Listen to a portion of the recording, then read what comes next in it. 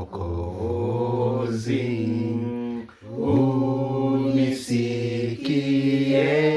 unisikie unapozuru wengine, naomba usinipite.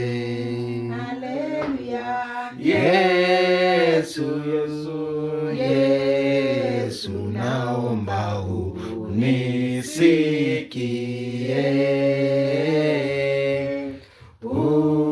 unapozuru wengine, Naomba usinipite. Baba mwenyezi na mwenye rehema, upende kusikia maombi yetu.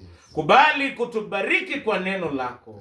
Nena pamoja na kila mmoja wetu, kwa jina la Mungu Baba, Mwana na Roho Mtakatifu. Amen. Tuketi chini tafadhali. Leo ningependa tuangalie masomo ambayo yanapatikana katika kitabu cha Marko 2. Marko 2:1 mpaka 12. Marko 2:1 mpaka 12. Sitasoma yote, lakini nitawaelezea. Kitabu cha Marko kiliandikwa na Marko. Marko jina ingine alikuwa anaitwa Yohana. Kwa hivyo anaitwa John Mark. Aliandika injili hii kuandikia Warumi. Warumi walikuwa watu wa matendo, sio maneno. Kwa hivyo unapata injili yake ni fupi sana.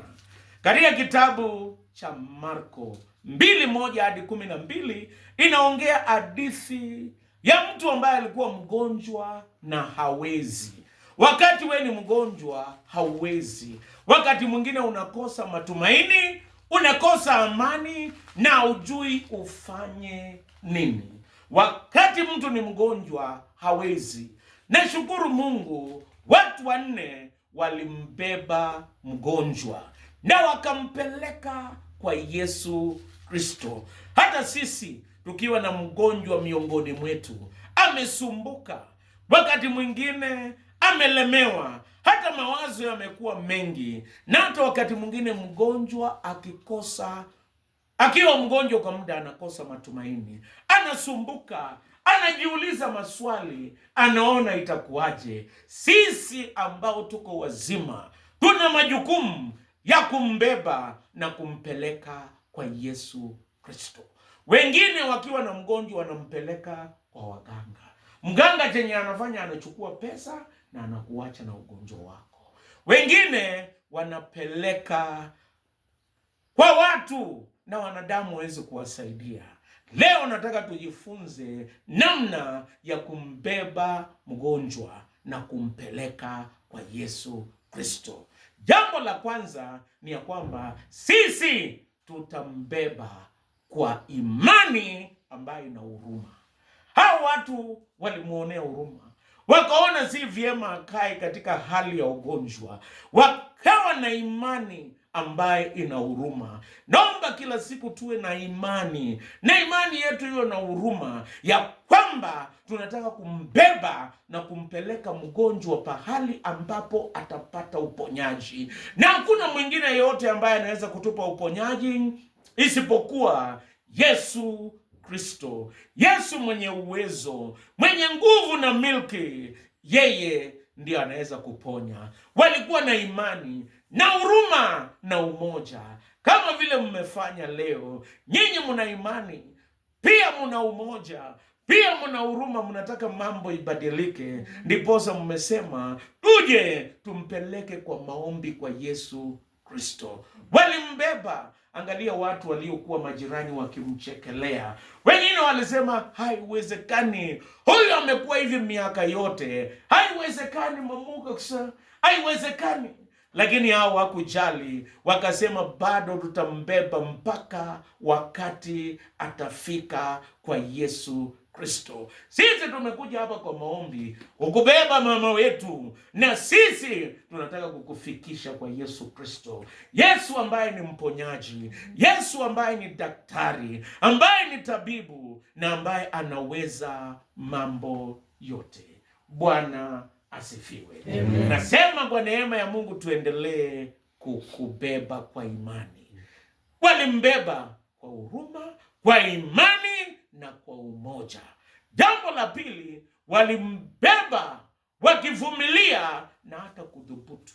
Walipofika kwa nyumba, wakapata kulikuwa mlango ilikuwa imejaa na hakukuwa na nafasi, lakini wakavumilia na wakadhubutu, wakasema sisi hata tutapasua mabati kesi baadaye, lakini huyu mgonjwa lazima afike kwa Yesu Kristo. Ndiposa nataka kusema wakati mwingine vikwazo inakujanga, lakini tunatakana kuvumilia na hata kudhubutu. We need to dare. Na hata mama, naomba kwa imani dhubutu, sema kutokea leo mimi nitarudi hali yangu ya kawaida. Amen. Nitapumzika. Amen. Nitalala. Amen. Vikwazo ni mingi, majaribu yanakuja hata ya shetani, kuibiwa na nini, lakini vikwazo you need to dare. Yani dhubutu na uvumilie, ukijua nikifika kwa Yesu nitapona. Amen. Nashukuru hao watu walidhubutu na walidhubutu, wakambeba juu ya mabati. Hawakuvunjika moyo. Mambo yanakuja mengi, saa zingine imeenda hivi ikaenda hivi, lakini nataka nikwambie usivunjike moyo, vumilia ndani ya Yesu. Jambo la pili, dhubutu, fungua mabati. Mwenye mabati baadaye atalete kesi, lakini utakuwa umepona. Hao walidhubutu, they risked, they dared in Jesus name. Even today we are daring because we know God is bigger. Mungu ni mkubwa kushinda magonjwa yote. Yeye ni mkubwa kushinda mawazo yetu. Amen. Mwisho ya mawazo yetu ndio mwanzo wa uponyaji wetu. Amen. Ninaomba Mungu ambaye anaweza, wakati tunadhubutu, yeye anaona. Na walipomteremsha chini,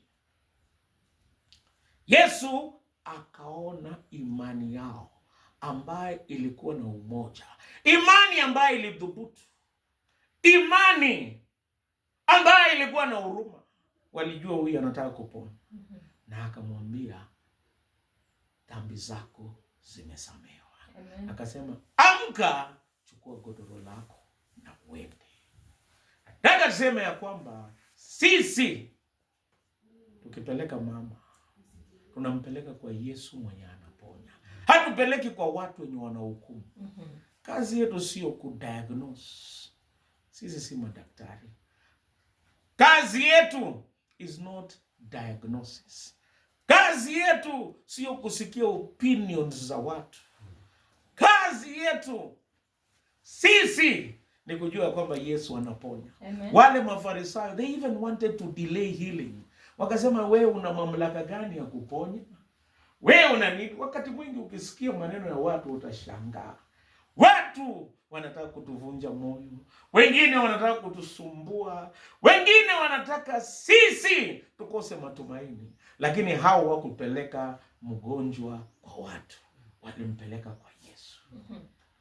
Hata leo tunampeleka mama kwa Yesu. Na tukimpeleka kwa Yesu, hatusikii watu ambao wanataka kudelay healing. Hatusikii watu ambao wanafanya misdiagnosis. Hatusikii watu ambao wanatuletea discouragement. Hatusikii wale watu ambao wanaweka boundaries. Yesu ni beyond boundaries za wanadamu. Na alipomwambia, watu wakaanza kuhukumu, wakasema nani huyu ana mamlaka ya kusamehe dhambi? Akasema ndio mjue. Mwana wa Mungu ana mamlaka ya kusamehe. Amka, chukua godoro lako na uende. Sisi tumekufikisha kwake. Yeye ambaye hahukumu. Yeye mwenye mamlaka na nguvu. Na ninaomba katika jina la Yesu Kristo, uamke, uchukue godoro lako na utembee katika jina la Yesu Kristo. Mama ana kazi mingi ya kufanya kwa watoto na wajukuu. Anahitaji nguvu. Na Mungu kwa neema yake atakusaidia. Amen. Na atakuongoza. Amen. Mungu wa amani awabariki. Amen. Na tuombe. Baba mwenyezi na mwenye rehema, asikia maombi yetu. Yes. Bariki mzee wa nyumba hii.